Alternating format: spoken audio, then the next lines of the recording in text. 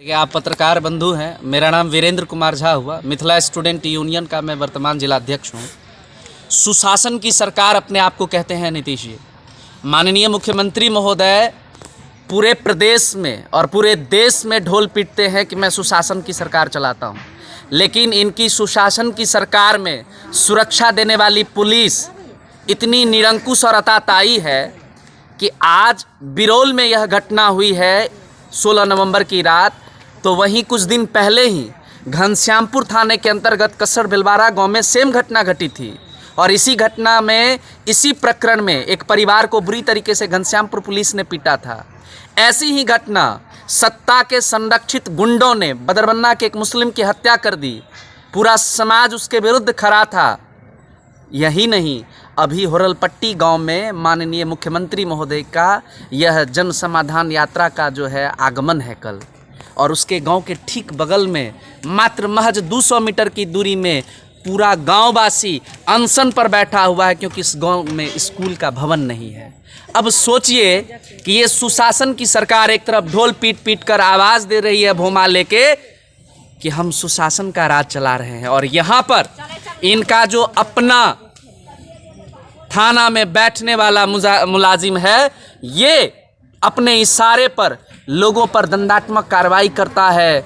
अनाप शनाप अनर्गल जो है 110 के तहत मुकदमा करता है, और किन लोगों पर?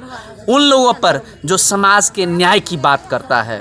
तो ये निश्चित रूप से दिखाता है कि अपने लाठी के जोर पर, अपने सत्ता के जोर पर ऐसे लोगों को दबाने का प्रयास किया जा रहा है। आज सर्वदलीय हम सभी सदस्य इसलिए एकजुट हुए हैं कि आज यदि हम एकजुट होकर इसके विरुद्ध आवाज़ बुलंद नहीं करेंगे तो आने वाले समय में ये लोग अपने जूते और बूट के तले ऐसे ही हमें रौंदते रहेंगे। हम इसका विरोध करते हैं, इसका प्रतिकार करते हैं, और न्याय की आस में बैठे हुए पूरे परिवार और सदस्यगण इस उम्मीद में बैठे हुए हैं कि ये जो जन समाधान यात्रा है उसकी स्वर और आबो हवा यहाँ तक पहुँचे कि हमें न्याय मिले।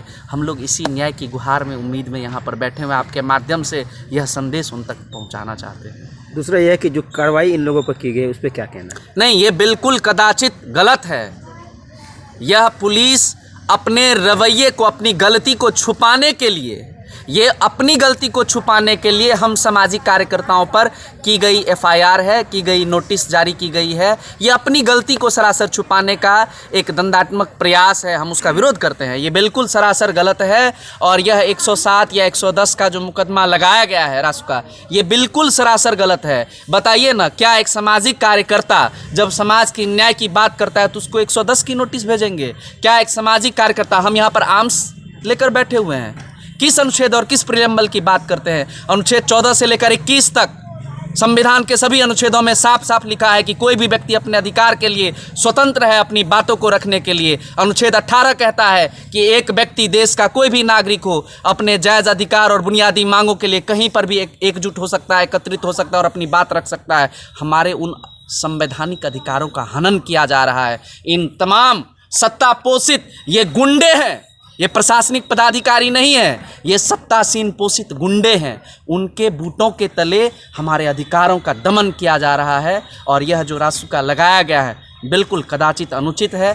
हम चाहेंगे कि इसको वो वापस लें, और वापस लेकर न्याय की आस में बैठे हुए हमारे प्रीत परिवार को न्याय दिलाएं। हम उनका माला भी पहनाकर स्वागत करेंगे। वो न्याय पर पहल करें, क्योंकि उनको हम न्याय का यदि पुरोधा मानते हैं तो बिल्कुल वह न्याय पर बात करें। हम लोग इसी आपकी बातचीत हुई है अनुमंडल पदाधिकारी से? नहीं, हमारी बातचीत हुई, टेलीफोनिक वार्ता हुई, तो उन्होंने कहा कि मैं आ रहा हूं। अभी वही प्रशासनिक पूरा महकमा तो माननीय महोदय का स्वागत गान, यशोगान में लगे हुए हैं।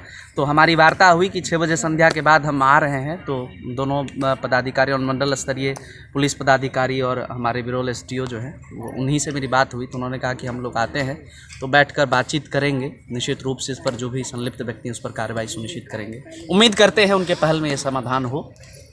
ठीक, नवीन जी, आप कुछ कहना चाहेंगे इस मामले पे? अभी आप पहुँचे हैं यहाँ पर। जी, हमर नाम नवीन सहनी भेल, और हम एठाम ई जे एकटा अनिश्चितकालीन सर्वदलीय बैठक एहिठाम जे शुरू कयल गेलै, ई कतौ ने कतौ लोकतंत्रके जे चौथा स्तंभ मीडिया कहल जाइ छै, मीडिया बंधुके खिलाफ एकटा पत्रकार महोदयके जे छै से परिवार परमे बेजोड़ प्रताड़ना पुलिस या महकमा तंत्रके द्वारा भेलै हँ। ई व्यवस्था कतौ ने कतौ तानाशाही रवैयाके समर्थन करै छै, कतौ ने कतौ ओ सत्ताके संलिप्त गुंडा सबके इशारा पर काज करै छै, जकर भागीदारी समाजके कतौ ने कतौ विलक्षित करे पर लागल छै।